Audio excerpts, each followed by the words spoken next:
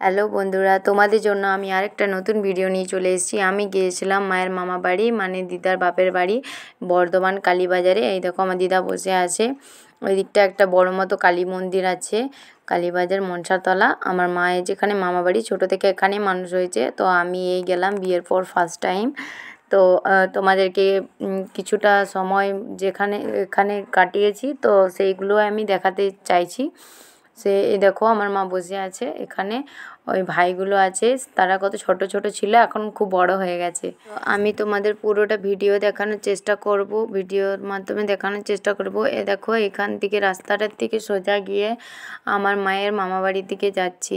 আমার আসলে আসার কারণটা হচ্ছে আমার মায়ের দিদা বেঁচে ছিল এতদিন, এখন মারা গেছে। আর এই দেখো আমার মায়ের আসল মামা বাড়ি, মানে এখানে থাকে না কেউ এখন।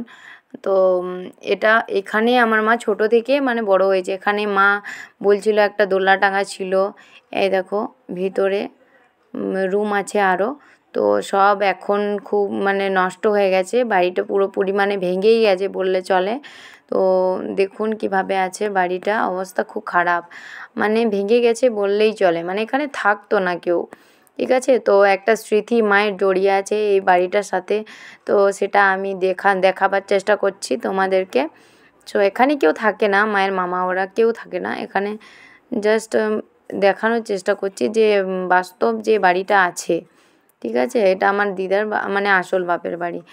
আর এখানে আশেপাশে আছে আমার মামা মানে দিদার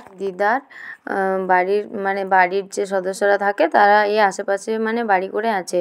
তো এই দেখো আমার মেয়েকে দেখতে পেলে, এই দেখো আমার মায়ের বলে কাকিমা, মানে যেটা হয় আমার মানে আমার দিদার কাকিমা যেটাকে বলে।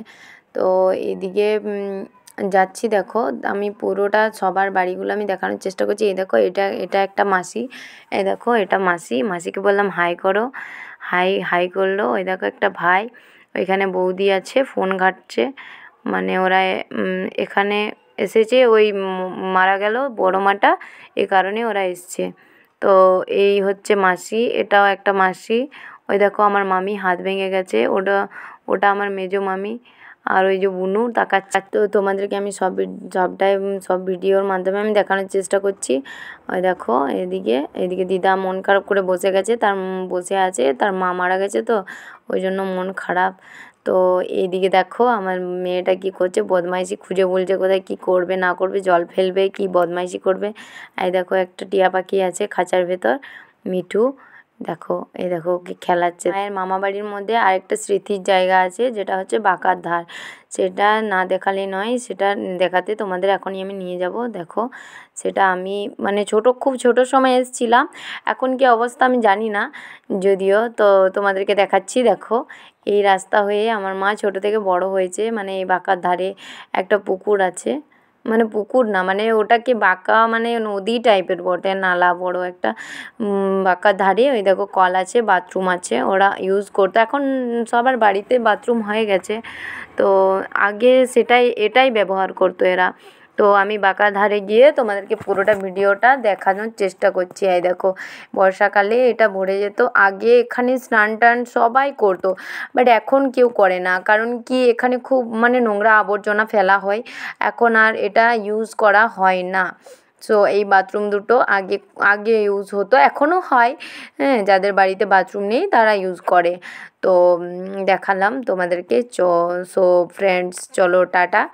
আমি বলে আমার ব্লগটা শেষ করছি। তো তোমরা ভালো থাকো, সুস্থ থাকো। আমার ভিডিও ভালো লাগলে তোমরা লাইক কমেন্ট শেয়ার করে দিও।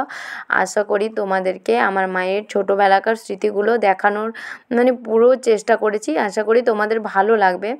সো আমার মায়ের ছোটোবেলাকার স্মৃতি, জানি না আবার কবে আসবো, জানি না আবার কবে সবার সাথে দেখা হবে। তো যতটুকু সময় পেলাম তোমাদেরকে দেখানোর চেষ্টা করলাম।